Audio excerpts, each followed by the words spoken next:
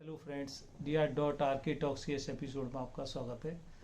जैसा कि आपको विदित है कि पाचन पर हमारी सीरीज चल रही है। आज की इस वीडियो में अपन जानेंगे कि हाइपर एसिडिटी या एसिडिटी का क्या संभव इलाज है। तो अपन ने जैसे पिछली बार जाना ही था कि अपना जो आमाशय है या स्टमक है उसमें pH 1 से 3 के बीच होता है। लेकिन अगर ये pH 2 से कम होने लगता है तो अपन इसको हाइपर एसिडिटी कहते हैं या एसिडिटी कहते हैं। क्लिनिकली अपन इसको कैसे पहचानेंगे?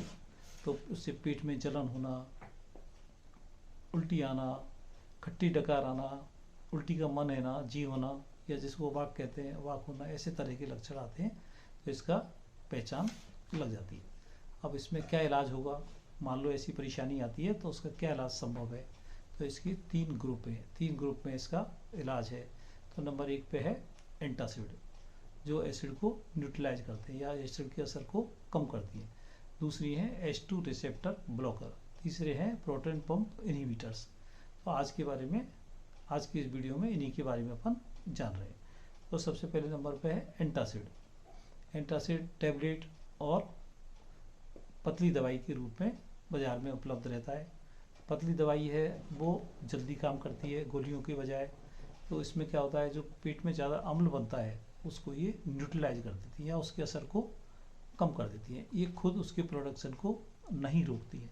तो इसमें कुछ साल्ट होते हैं, उससे ये एंटासिड बने होते हैं, जैसे सोडियम, एल्युमिनियम, मैग्नीशियम और कैल्शियम। 4 तरह के इसमें एलिमेंट्स होते हैं, उसके साल्ट से ये बने होते हैं। लेकिन इसमें क्या अंतर होता है कि जो मैग्नीशियम साल्ट के एंटासिड होते हैं वो कभी कभी दस्त लगा देते हैं और कैल्शियम वाले कभी कभी कब्ज कर देते हैं। लेकिन कुछ दवाइयाँ होती हैं उनके साथ एंटासिड को लेंगे अपन तो उनका असर कम हो जाएगा, जैसे आयरन की गोली, सिप्रोफ्लेक्सासिन की दवाई या फिर एंटी फंगल हाइड्रोकोनाजोल। तो इनके से एंटासिड के साथ में दवाइयों को नहीं लेना चाहिए। फिर उसके बाद दूसरी दवाई है H2 रिसेप्टर एंटागोनिस्ट या ब्लॉकर। तो हिस्टामिन जो ब्लॉकर्स दवाई होती हैं वो एसिड के प्रोडक्शन को कम कर देती है। अपन ने एंटासिड में तो जाना था कि वो एसिड प्रोडक्शन को कम या ज़्यादा नहीं करती है बल्कि न्यूट्रलाइज करती है। ये उसके बनने को ही कम कर देता है।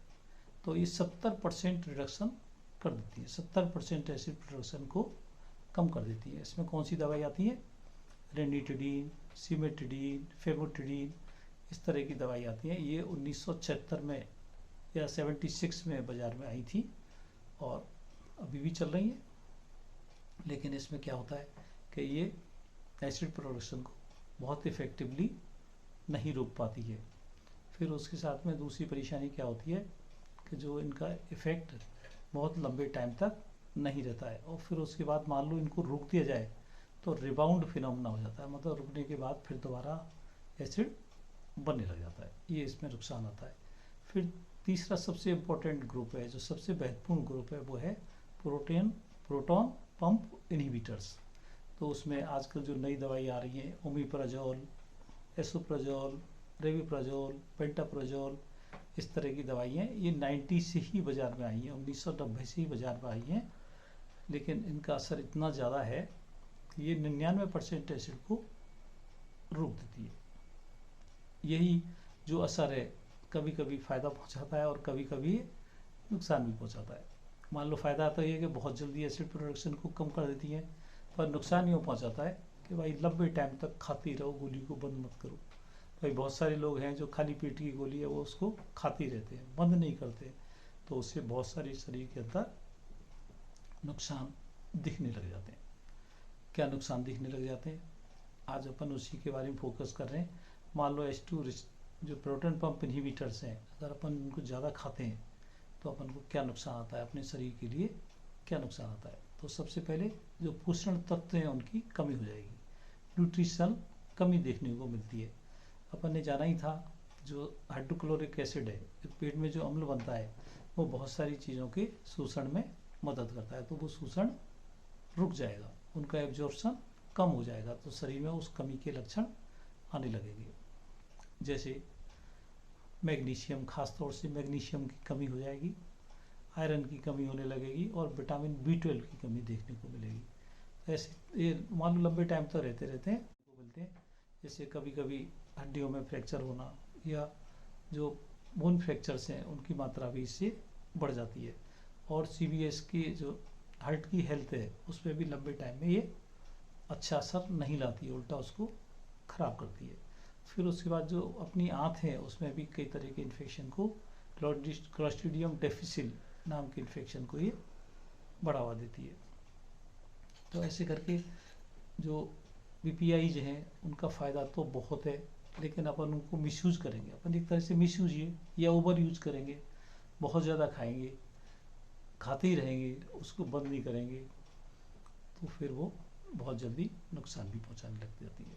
तो अपन को इस ट्रीटमेंट में अपन को क्या ध्यान रखना चाहिए, तो अपन ने पहले ही जाना था जो एसिडिटी को कम करने के लिए बहुत सारी चीज़ें हैं, जिसमें अपन ने पहले ही जाना था कि फैटी एसिड्स, जो फैट वाला खाना है वो कम लेना है, चिकनाई वाला तला वाला खाना कम लेना है, एल्कोहल कम करना है, स्मोकिंग कम करनी है। वो तो अपनी डाइटरी चेंज में था। इसमें जो एंटासिड्स हैं, एंटासिड जब कम मात्रा में एसिड हो, माइल्ड लक्षण हो, तो एलोन या अकेले ही एंटासिड काम करने लगते हैं। साथ में H2 रिसेप्टर ब्लॉकर या PIs को भी साथ में मिला सकते हैं।